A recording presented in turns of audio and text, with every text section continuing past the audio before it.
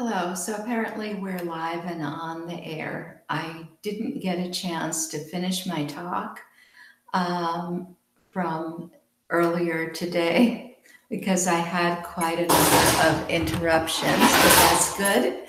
It means I'm useful and I'm serving a purpose and I matter to other people. So I'm very happy to have had that opportunity.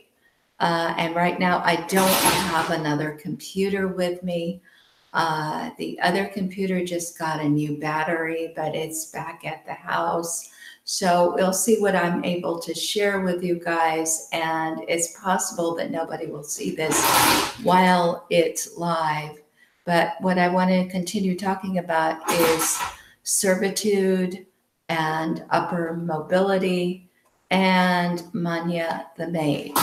So I'll try to share with you. And if it doesn't work, there is a link down below. It's the Pub Wages site, and it's about my parents' Zionist childhood. So I'm going to see if I can share with you that particular screen. So I'm doing screen share, and then I'm going to go to the one that is called My Parents' Early Childhood. And I am sharing my screen with you, and I don't know whether that will, work out or not. But anyway, the childhood article is childhood in Krakow. I know because he not only shared them with me verbally, he also wrote them down in his unpublished. So here you see a picture of my father riding a tricycle, and this is in Krakow, Poland. It was in a park, and it was in 1939, the last year that he was there. My father had memories of being in his crib in his parents' bedroom in their Krakow apartment. He remembered his mother, a native speaker of Polish, speaking to him only in Hebrew, because that is what Zionists do. Even though her accent was imperfect in Hebrew, Hebrew was the first language my father spoke. His father was a classicist who knew biblical Hebrew inside and out. And I don't know whether I should read you all of this. It says early memories. My parents and I lived in a rented apartment on the 3rd or 4th floor. The house bordered the gray sidewalk of a city street. I left that place forever before I was 4. Still, I do have memories of it. Some are pictorial and must therefore be my own impressions rather than things told to me later. I remember the room where my parents and I slept. It was rectangular with a square window in one of the short walls.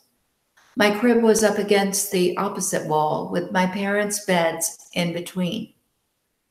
The heads of the beds were against one of the long walls. Dressers or some other low furniture was against the other.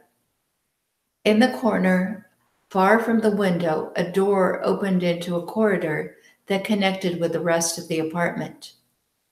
My crib was metal and painted white. I remember lying there, fumbling among the sheets in baby clumsiness. I remember finding my way out of it and crawling onto my parents' beds.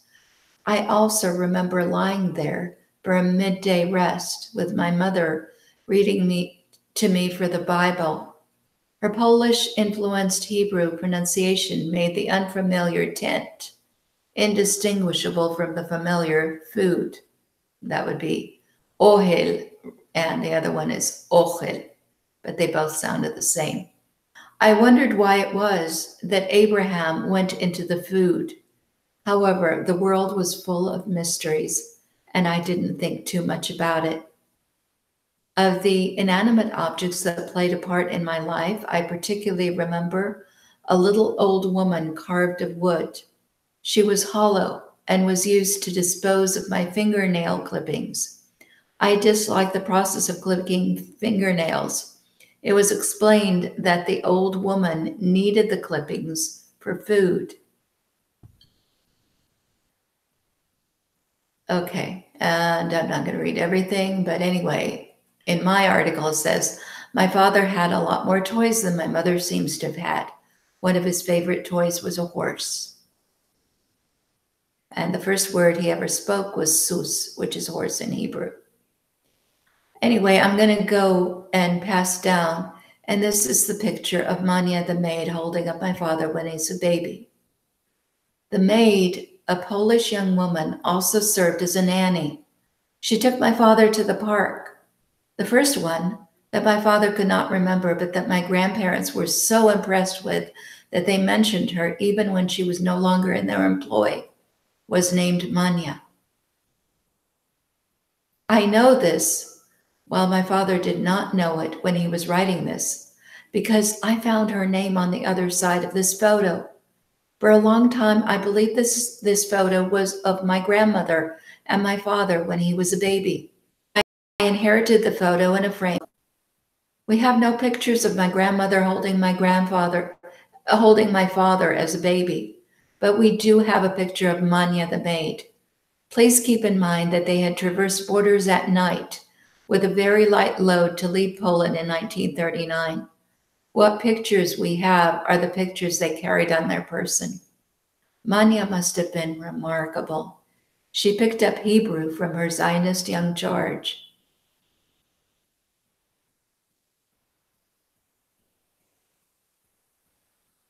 Okay, so I'm going to now unshare the screen if that's possible.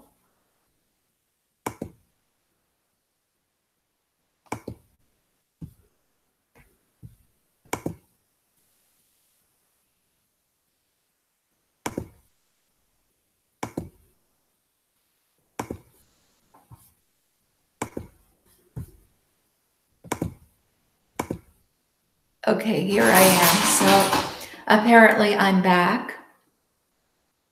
And what I was trying to say about all that is that if you read what my father wrote about where they lived in an apartment. They didn't have their own house. And they lived in such a small apartment that my father and my grandmother and grandfather all lived in the same room. So they weren't wealthy people. They were middle class, and yet they had a maid. And it used to be the case that just about anybody who was middle class had servants, and in many cases, servants living with them. So what does that tell us? That in other times, there was a lot more social stratification, but also the social strata mingled with each other. Nowadays, most people have never seen a maid. They've never had a maid. They've never been a maid.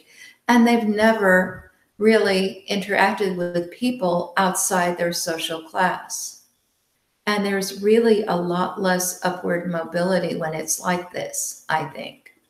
So there's another article that I want to share with you that I wrote about this topic of upward mobility. And the article is in my blog, Theodosia and the Pirates. And let me see if I can share that with you. I guess to do so, I need to do a screen share. That's disappeared for some reason.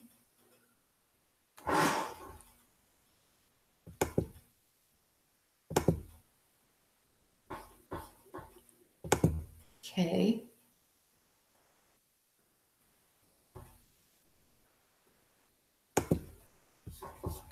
So this is the screen I want to share now. It's a blog post that I wrote in February 21st, 2015. And it's called Upward Mobility. It says, a society with no upward mobility is said to be stagnant. When people are born into social castes and have no opportunity to improve their lot in life, the entire society suffers.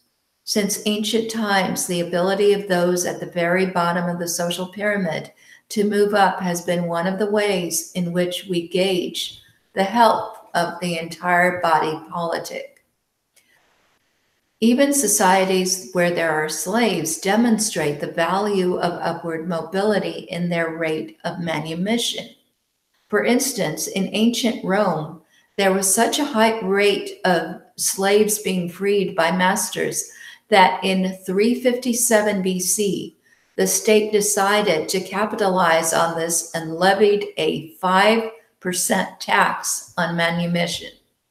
Now, I don't understand exactly how this 5% tax worked, but suffice it to say that there was a lot of manumission going on.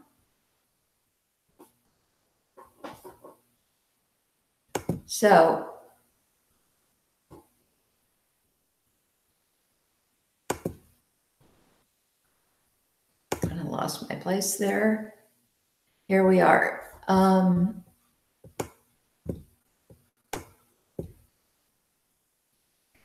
I'd like to encourage you to continue reading that, but I think I will need to move on right now.